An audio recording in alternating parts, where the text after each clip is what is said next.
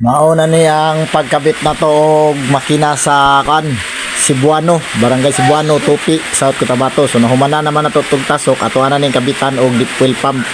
Kay lalom di ba tong tubig, ang tubig dito 72 ang level. So deep well gid sa amo ipalitan og deep well nga 2 horsepower.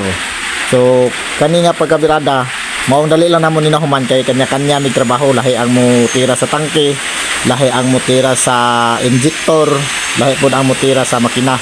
So dali lang kaya namon ni mapanang sit up no kay kanya-kanya man ni og trabaho ani. Lahi-lahi para dali lang. So ilunod na namon ni ang straw. So una PVC o foot valve. PVC na mo inauna kung sa sa deep well. Pag human ang kanang PVC nga 30 na siya.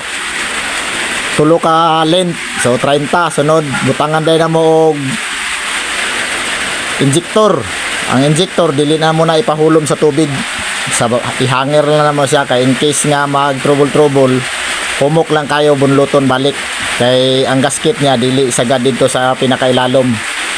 So naay GI sa babaw. Ang butang na mo ang GI is tulo ka length nga GI sa 20, 60, 90 feet day among gibutangan ni nga straw dala na sa GI og sa PVC.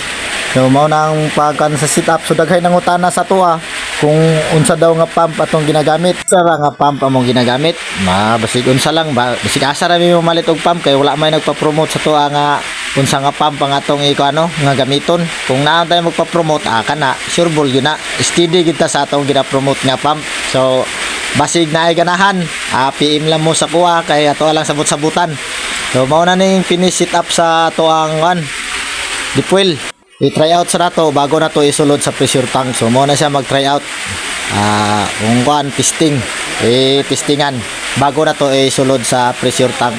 Kunya pag human masulod sa pressure tank, distribute na dayon sa balay.